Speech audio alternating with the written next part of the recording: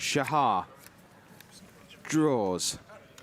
Snapcaster Mage, he's going to show him. The applause has started. Reid Duke extends the hand, and it is Shahar Shenhar, the Israeli national champion, has led himself to victory here in the final of the World Championship. He stands atop the world of Magic. Ever since Reid Duke took it to a second-place finish at 2013 Worlds, green-white hexproof, also known as Bogles in later years, has been a prevalent archetype in Modern. The idea is to take a cheap hexproof creature, put a bunch of auras on it, and hit your opponent until they stop moving. It's a very linear strategy, but has seen a lot of high points over the years in Modern. However, time has not been kind to Bogles. You'd be hard-pressed to find somebody sleeving it up for FNM at their locals, much less playing it at a big tournament. So what's happened to Bogles over the years to cause it to fall so far from its runner-up status? Why does nobody play Bogles? Okay, so we... all right, Leyline of Sanctity, Leyline of Sanctity, and Leyline of Sanctity for Maria. So we have a mirror here. Yeah, this looks like the Bogles mirror. This Bogles deck going through to the semis. This Bogles deck looks really good. The Obzon Menace is going to get knocked out. And here goes ahead to get the Arbor. Giant Arbor. Join the team. Let's get in. You're not playing fair. You're not, killing each one another's creatures. You're just throwing haymakers.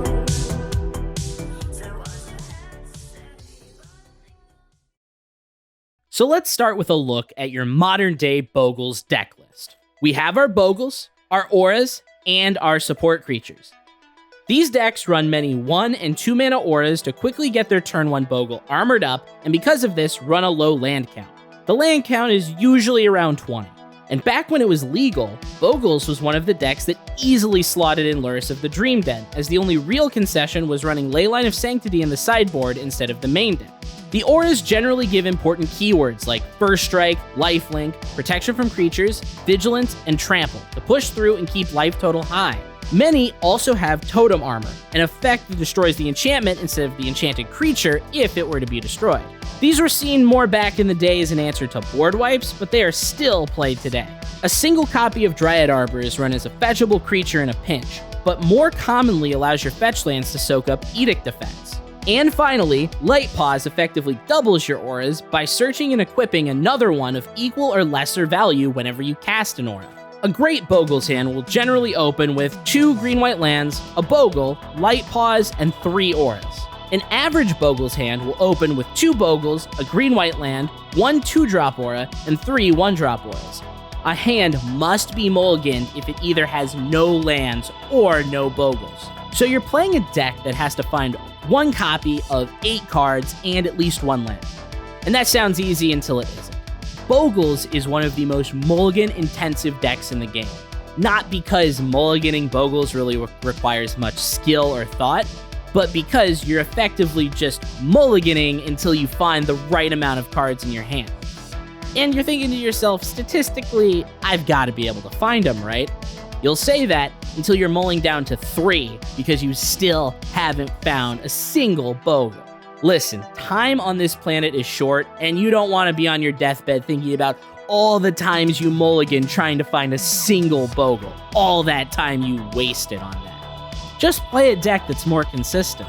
Speaking of consistency, this is also ignoring the fact that assuming everything goes right and you find at least an average hand, a Bogles deck is going to go into top deck mode incredibly quickly. The amount of time you're going to lose because you don't top deck anything relevant is incredibly high. You need auras to keep going. And while Light Paws can help with that by doubling them, you generally want to play Light Paws with 4 mana available so that you can play Light Paws and then immediately play a 2-drop enchantment to turn Light Paws into an honorary Bogle. Hammer Time, a seemingly similar deck in its glass cannon style, is far from it, as it has several cheap tutors for its key piece. It also has multiple ways to get Colossus Hammer onto its mini creatures, as well as Cauldron Complete as a backup line. Sure, artifacts aren't as quirky as auras, but they're a lot more consistent. One of Bogles' biggest advantages is it's hard to interact with creatures, which have traditionally made Bogles a very hard to interact with board state.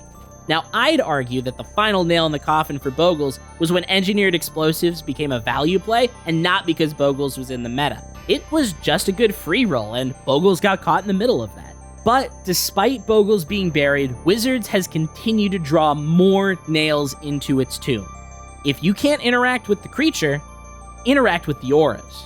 The printings of Prismatic Ending, March of Otherworldly Light, and Leyline Binding drove Bogles deeper into the dirt as efficient answers to auras, but also great main deck options that can get rid of anything. Bogles can no longer blindly throw Daybreak Cornet on a single aura Bogle without the risk of Leyline Binding, exiling the aura, and unenchanting Cornet. Talk about a blowout. But things got even worse with the printing of the One Ring. Now, any deck in the format has access to not dying to Bogles on turn 4, and many decks can quickly replay or even loop it to buy more time against Bogles until they have a win. Tron, a matchup that has generally been 45-55 slightly in Tron's favor, now became almost unwinnable with Tron's ability to access multiple copies of the One Ring. And this isn't even mentioning Grief, which, when scammed, can effectively win the game on turn 1 against Bogles by ripping the Bogle and an enchantment or another copy of the Bogle out of their hand, or Force of Negation, which effectively counters and exiles an aura for free. For God's sakes, Chalice of the Void is seeing play in sideboards as answers to Temur Rhinos that can also be played on 1 to hit Hammer Time and Burn. Chalice of the Void is one of Bogle's biggest blowouts, and decks are free-rolling it in the sideboard for completely different matchups. And the important thing to remember is that these cards are not run because of Bogles. They are run because they are solid meta calls or are catch-alls to anything in the format, and Bogles just happens to get caught in the crossfire.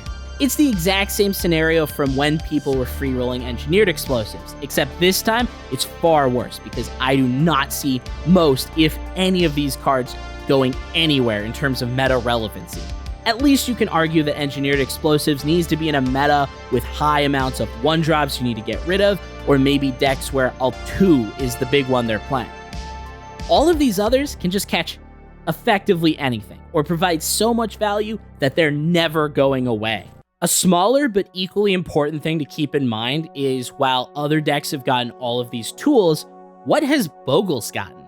Well, Bogles got Light Paws, which effectively replaced Core Spirit Dancer and allows you to basically double your auras as you play them, and Audacity, which is a worse extra copy of Rancor. So, effectively, nothing. The power level of auras has not kept up with the power level of other card types in Magic. Bogles doesn't have a 0-mana Totem Armor or a Daybreak Cornet without the restriction. Auras are a card type that feel bad. Unlike equipment, which even if the equipped creature is destroyed, the equipment will stay around, auras go down with the ship, which makes it possible to get 2-for-1 or 3-for-1 in formats like Standard. While Pioneer did have an aura deck running around, the power level of removal caught up in Pioneer, so now Green-White Hexproof is also not playable in Pioneer. So, effectively, that means auras are used for one archetype in one format. And Wizards doesn't even like hexproof creatures anyways, opting for Ward instead of hexproof now. And to cap it all off, auras feeling bad means they are antithetical to the current design philosophy at Wizards. Bogles is never getting support, it's never getting that 0-mana Totem Armor, it's never getting that Daybreak Cornet without restriction. So let's tune back in with Reid. It's the finals of Pro Tour Phyrexia All Will Be One. It's game 1, and despite this being a Pioneer Pro Tour, Green-White Hexproof is on the other side of the table. He's on Izzet Creativity, down to 8 life. One hit from Benton's Glade Cover Scout will spell the end of game 1. So, how does Reid take down the same archetype he piloted a decade ago? You just have to play a creature every single turn? Right. Just beat down, chump. That's another blocker. Reid's getting time, but he still needs to find... He's going to take the slightly more conservative route here and use Fiery Impulse, but still, he's in a very risky position here no matter what. Reid knows he can't play this game forever, but this is a way that he can stay alive. And he has a Make Disappear in hand, so now he's got to be feeling safe because a Griff's Boon off the top won't do it. Wow.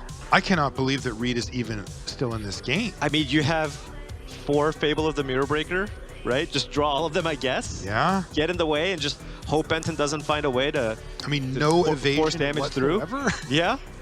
Reid's going to chump block once again with the Shaman, and Benton just passes the turn back. Wow. So is he set up now for infinite chump blocks? He is. Make a 2-2. This one, and then block with the copy. Get in the way. He's still alive.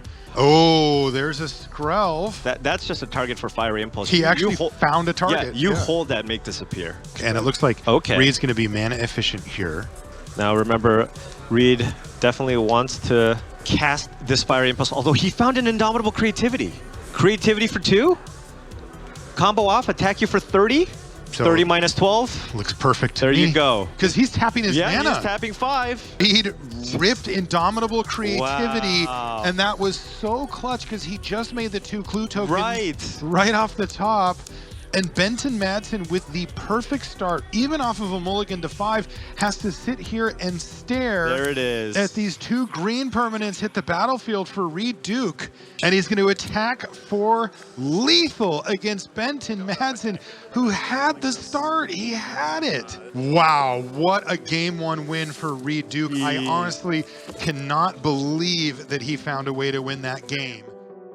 Reid would go on to win that match and the championship, winning the 30th Anniversary Pro Tour, dealing 30 damage, going 3-0.